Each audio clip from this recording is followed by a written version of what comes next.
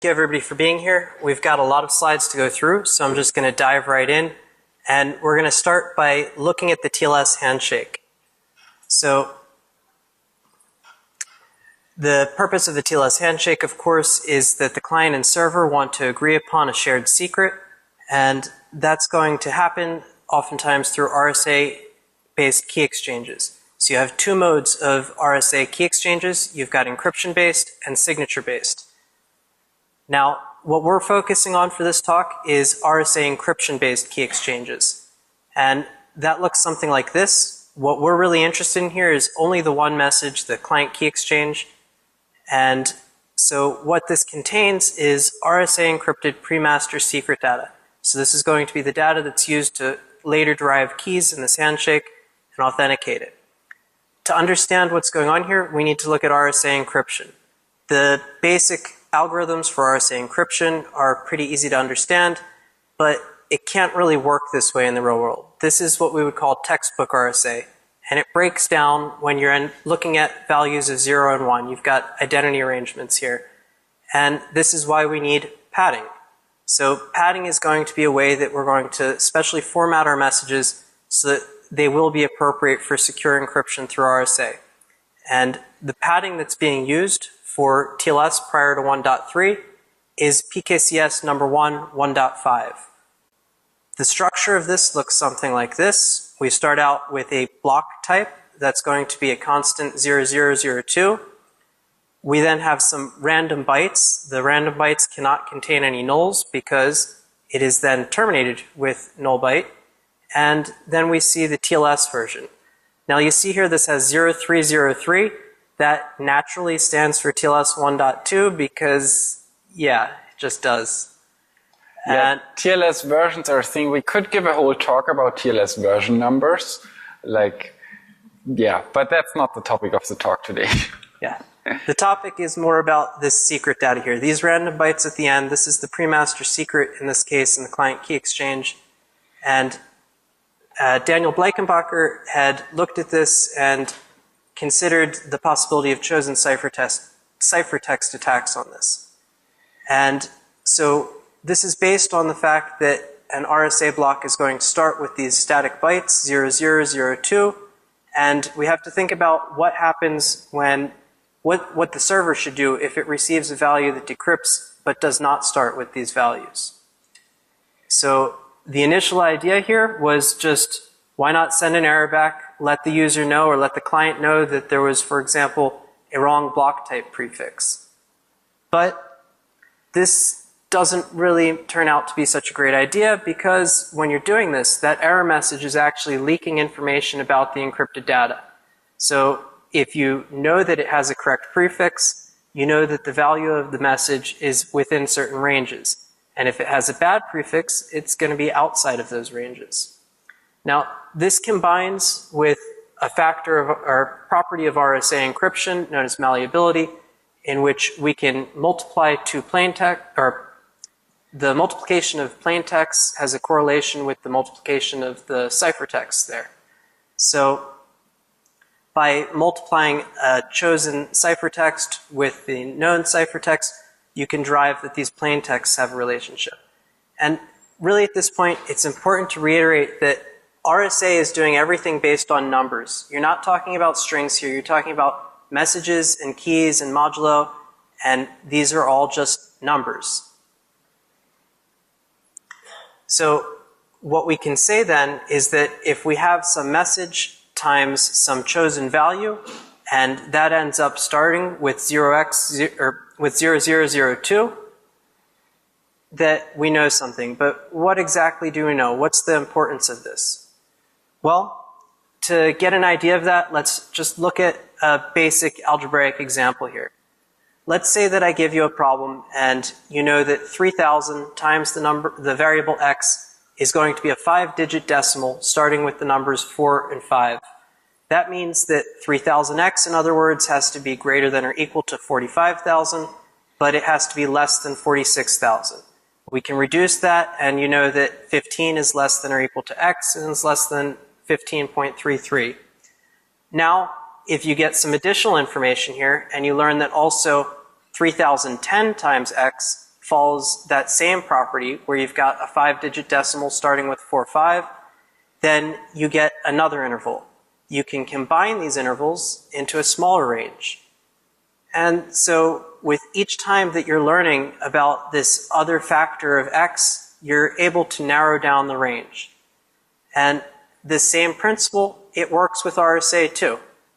But it is just a bit more complicated because of the modula. You end up with multiple intervals that have to reconcile. But Bleichenbacher did derive a formula for going through this. And the long story of that is basically just that each time you get a positive response back from the server telling you that the padding was correct, you're narrowing in on the possibilities of the decrypted value. And after you've done this enough, you've got a small enough space that you can simply do a brute force search and recover the message. So there are various variations of this though. It's not necessarily always going to be that a server tells you that the block type prefix is incorrect. It could also be that the padding length or various other fields like the null byte might be in the wrong place. And so depending on what server checks are actually there, you're going to get different oracles, and these different oracles will have different strengths, meaning that they will require more or fewer numbers of connections to the oracle to get down to your final value. Yeah. So, okay, so this was detected back in 1998, so after that, people, of course, wondered, what do we do now? How do we fix this? And so you have to remember, 1998, that was back, TLS didn't exist there. It was still called SSL. And then in 1999, the first TLS standard, TLS 1.0, was published. And this was the first standard that contained countermeasures against this kind of attack. And I'll just read this to you. The best way to avoid vulnerability to this attack is to treat incorrectly formatted messages in a manner indistinguishable from correctly formatted RSA blocks. Thus, when it receives an incorrectly formatted RSA block, a server should generate a random 48-byte value and proceed using it as the pre-master secret. Thus, the server will act identically whether the received RSA block is correctly encoded or not. So the idea here is, if a server detects something is wrong about this RSA message, it will not send an error, but it will continue with a random value and pretend everything is alright. And this will then fail later on, because obviously then the server and the client will end up with a different key and there will be no useful communication. So if this sounds a bit strange to you, then maybe you're right, because maybe this was not the best fix, but that's what they came up with. Now, but the current TLS standard is TLS 1.2, and yeah, so that's basically what I said. So in case of a bad padding, a server should pretend everything is alright and then use a random value to continue the handshake. Now, the current TLS standard is TLS 1.2, and this section got a bit longer. So, because someone figured out, okay, there are some problems with this old algorithm, particularly with the handling of the version number, someone figured out there's an attack very similar to Bleichenbacher's attack. And so TLS 1.2 says, yeah, as described by Klima, this was this improved Bleichenbacher attack. These vulnerabilities can be avoided by treating incorrectly formatted messages, blocks, and or mismatched version numbers in a manner indistinguishable from correctly formatted RSA blocks. And then it describes an algorithm with 3 steps here. Apparently in step 3 there's also a variation that it could do several different things. Then it goes on, it proposes another algorithm which you could also use. The difference between the two is how you would actually handle a wrong version number. And then it tells you, although no practical attacks against this construction are known, Klima et al. Describes some theoretical attacks, and therefore the first construction is recommended. So we have 2 algorithms how to prevent this attack. We really should only use one of them, but yeah, the standard describes 2. And also, by the way, we should prevent timing attacks and other kinds of leaks. And yeah, so it's a really long section how to prevent these attacks. So to summarize that, so what you're supposed to do is that you generate a random value before you actually decrypt the message. And the reason for that is the timing attack. Because if you generate this random value after you figured out that this message is wrong, then the client could, depending on how long it takes you to generate this random value, kind of figure out whether you had a correctly formatted message or not. So you generate this random value anyway, and you only swap out your value if you figure out the padding is incorrect. Yeah. And if you have a bad version number, then the server can do different things. It could either continue with the random value, or it could replace the version with actually the correct version. There's a very subtle theoretical argument why this is preferable. So ultimately the second variation is better, but we would like to make the standard longer and more complicated, and therefore we have two variations. And yeah, everything has to be timing safe, and please figure out how to do that. So it's totally easy, right? I mean, everyone will get this right. And I mean, it's ultimately, it's an attack from 1998, so everyone knows about this. It's a well-known attack. It's well documented. So everyone has regression tests for this, right? I mean, if you write a TLS library, you would have regression tests for known attacks. So this would not be a big deal, right? Or maybe it is. At some point last year, I thought I should actually test that, because like I knew about this attack, but I didn't really know if anyone had in recent years tried to exploit this attack or find vulnerable implementations. So in order to test this, initially I patched OpenSSL, so I was able to send different versions of broken RSA key exchanges, because what we want to know is whether, depending on different errors, the server behaves in different ways. And as soon as I get differences between these different error types, I know I have an oracle and this could somehow be exploited. And what you can look there is not just error codes, but any kind of different behavior from the server you can detect can be used as an oracle. So these can be different TLS errors. This can also, we saw implementations that send duplicate TLS errors. I think this is not really considered by the specification, but some do this. We can also have servers that on some errors just close the connection, or that just don't answer anymore and you have a timeout. So there are different ways where you can have these oracles. And so I scanned the Alexa top 1 million list, and the first hit was Facebook. Facebook.com was vulnerable. So I thought, okay, we have to attack Facebook. And I thought it would be really nice to have a message that is signed with Facebook's key. Why would I do that? I mean, this doesn't really have any value. It doesn't put Facebook at risk in any way.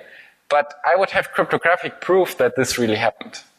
Like, nobody can tell me that I'm just making this up or anything. So I reached out to Juraj. He is like the third author of the paper who is not here. And together, like, we built together a proof of concept attack. And as we would need several thousands of connections to Facebook, we wanted this to be fast, so we didn't have to wait several weeks till it completed. So one thing we did, we tried to all AWS locations where you can rent servers from AWS and measured the ping times, and on some of them we got ping times of 2 to 3 milliseconds to Facebook. We also figured out that if you have many very short connections, then using this option called TCP no delay gives you a huge speed up. So this was, I think, by a factor of 10 faster we got there with the attack. And yeah, after several tries, so we had several bugs in our script, which, but after several tries we managed it, and we signed a message with Facebook's key. Of course, we reported that to Facebook. They also gave us a very generous bug bounty, and they fixed it, I think, about a week later. And then? Yeah, so now at this point, after Facebook had delivered their patch, you can see if we send a crafted client key exchange that has improper padding, we just get generic alerts back. We're not seeing anything that is going to be an oracle anymore.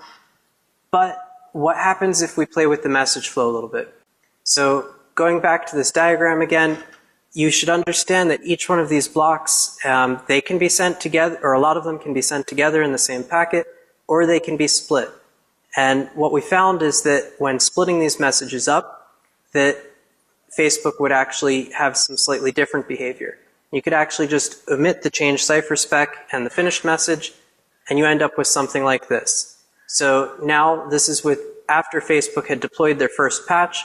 We run our test again, but this time we are not sending out the final change cipher spec and finished message. And you can see on the left here, when we send an invalid padding, Facebook is immediately tearing down the connection with the TCP FIN. But if we have a PCI conforming client key exchange, meaning it has that valid block prefix and everything, Facebook servers were leaving the connection open, waiting for us to send more data. And it turned out that Facebook was not the only server that was doing this. When we kept scanning the internet, we found that various other products. So for example, F5's Big IP here, this is one of the various oracles that was in their product. You can see that they were sending an alert in one case and leaving the connection open in the other case, but only if we would not send that change cipher spec and finished message. And just as one more example, with the Citrix NetScaler, this one we would send the full exchange and the connection status would again indicate to us whether or not we had valid padding. So, yeah. So what is the impact of this? You would assume, okay, we can decrypt messages. That sounds pretty bad. But in practice, it's a bit more complicated.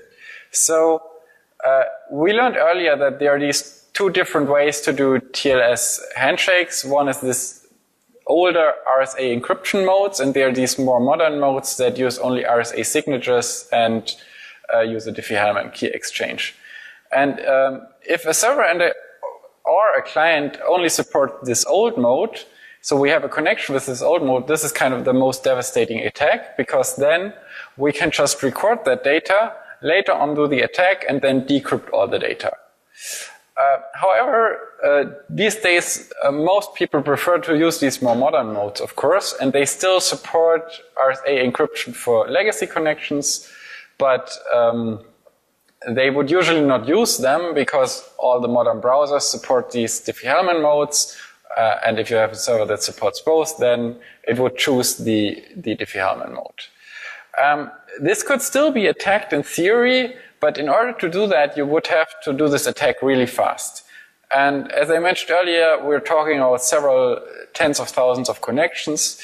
So this would be challenging. And we think this might be possible, but we've never performed such an attack. So we don't know if it's practical. But if you think about a target like Facebook, they have many servers, they are fast, so you could also parallelize this attack. So you could run it from 10 different places on the internet, and so this should be feasible, but we never tried it in practice. But still, the idea is, like, even if server and client support these more modern modes and have this fallback to this older mode, that could still be used for an attack, but this is a much more challenging attack. Yeah, Facebook, of course, was not the only vulnerable host, so here are a few others. Maybe you recognize some of the company names. I heard some of them are quite well known, like Apple.com, Cisco.com, eBay, PayPal, something from Microsoft. The thing here is, so we knew all these web pages are vulnerable, but what's really a challenge if you do something like this is then we need to find the vendors. And so we're trying to contact the owners of these web pages, but many people are not very happy to tell you about what products they're using. For example, like the first one here, the Apple.com. Apple is using Citrix devices, but they didn't want to tell us this.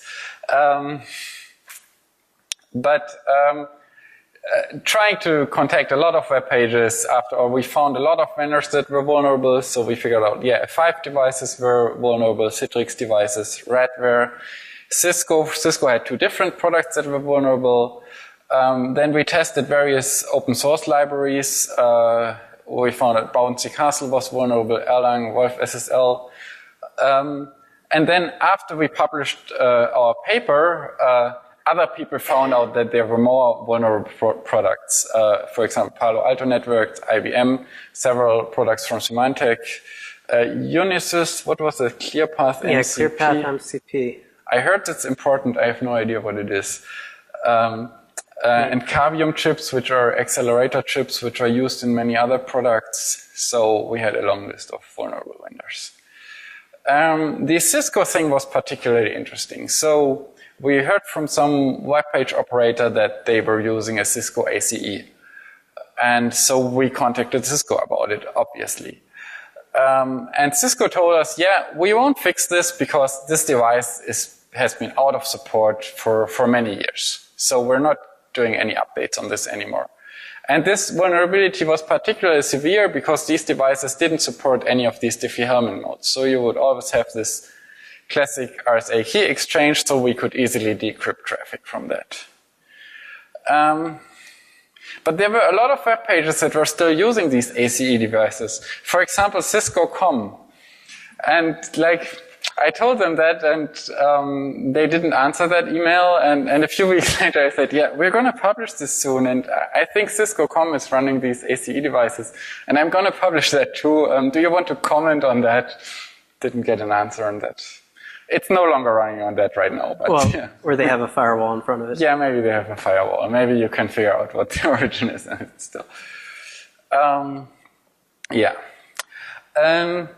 What we also did is that we tried to reach out to developers of test tools. And I mean, probably most of you know this, right? This is the test from Qualys, the SSL Labs test, which is very popular when you want to know if your TLS configuration on your website is any good. And I think this is a crucial thing here because, I mean, we're talking about vulnerability from 1998. And why is this still around? And the obvious answer is nobody was testing for it before we did this research. Like all the commonly easily available tools, they didn't have a test for this vulnerability. And that's, I think, why it was still around and why it was still so prevalent. So we reached out to SSL Labs and they added a check for it. And as you can see here, now you get an F if you're vulnerable to this attack. We reached out to Test SSL, which is a very powerful SSL testing tool, which is written in Bash. So quite impressive. TLS Attacker, which is written by one of our co-authors, and TLS Fuzzer, which is from a Red Hat developer. And also Tripwire. Yeah, Tripwire IP360 will scan for it as well. Yeah.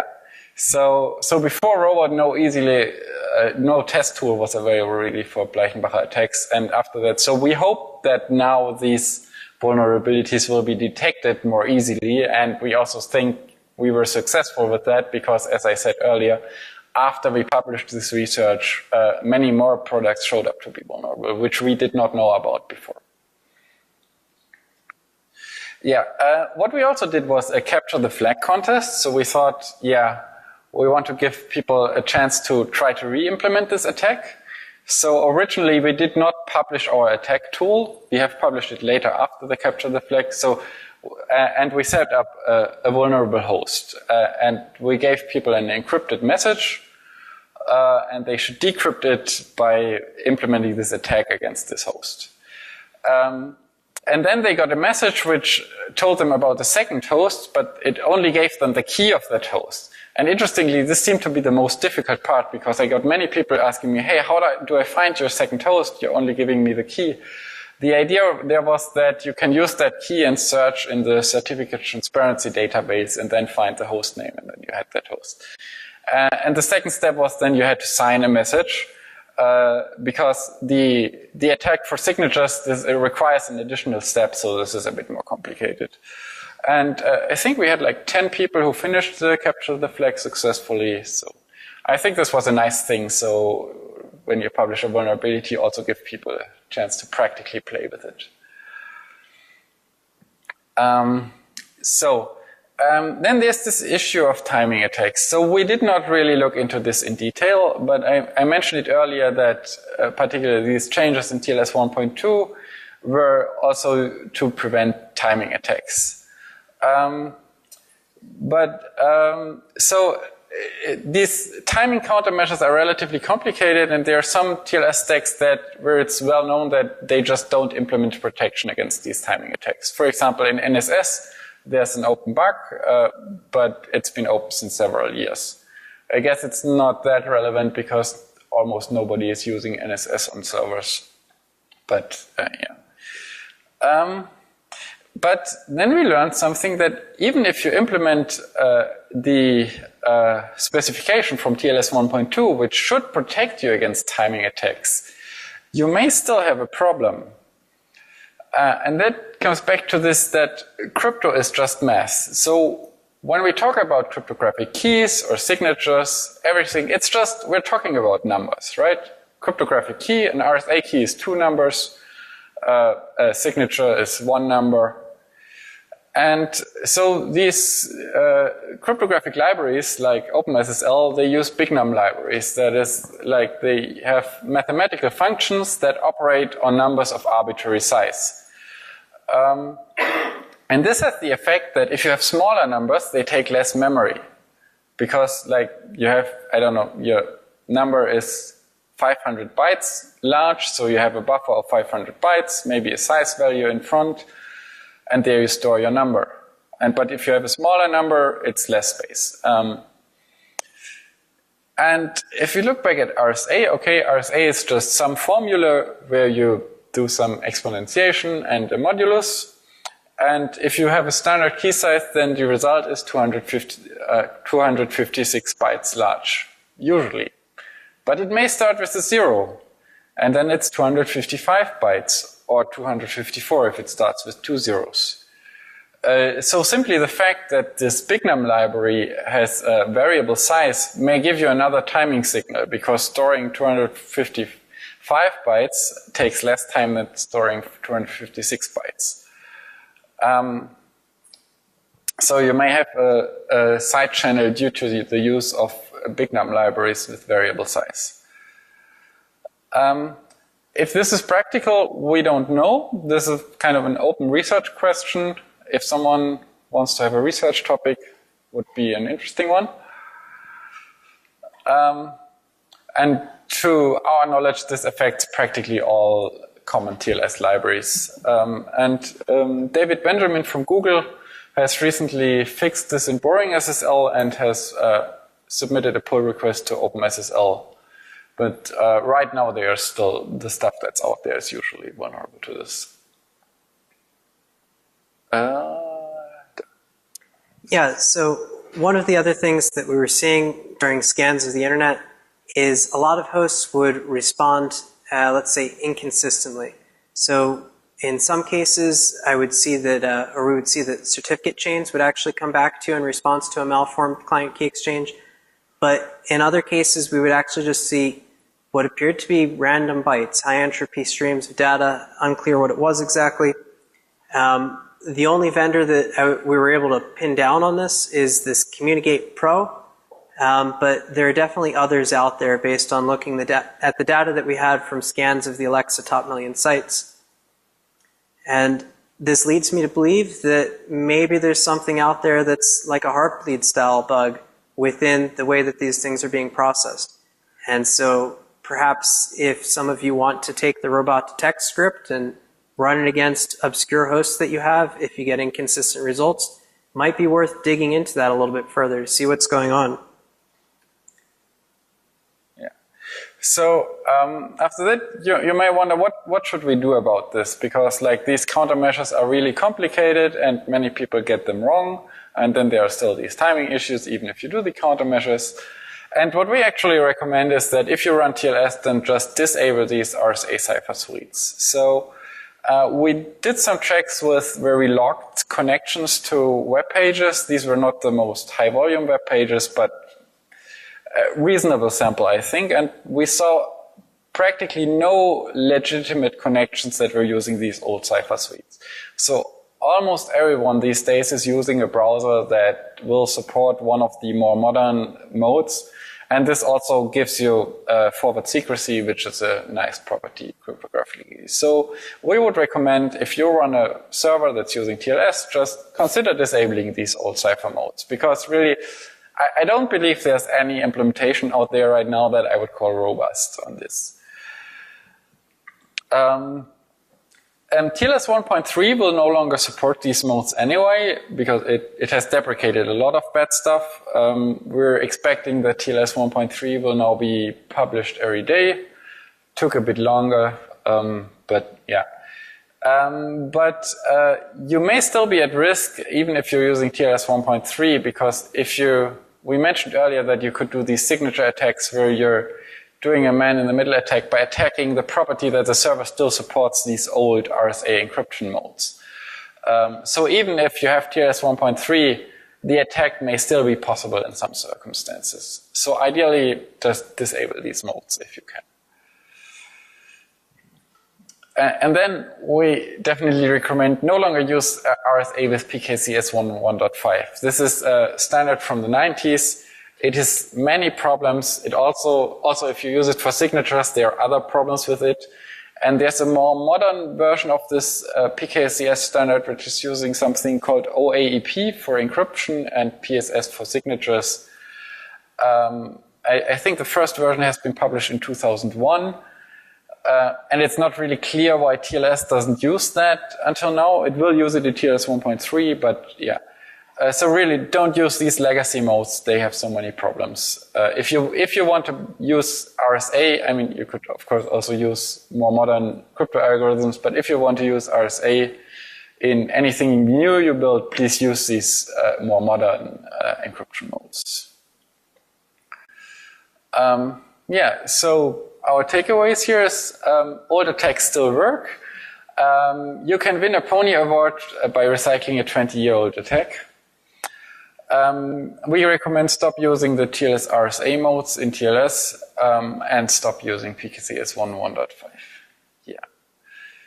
And also, if you do have a server that does support the TLS RSA ciphers, but also supports forward secrecy, if somebody is able to do this attack fast enough, they would be able to do a downgrade to force a client to use TLS RSA ciphers. Yeah. So, yeah. I think we have plenty of time for questions. Thanks.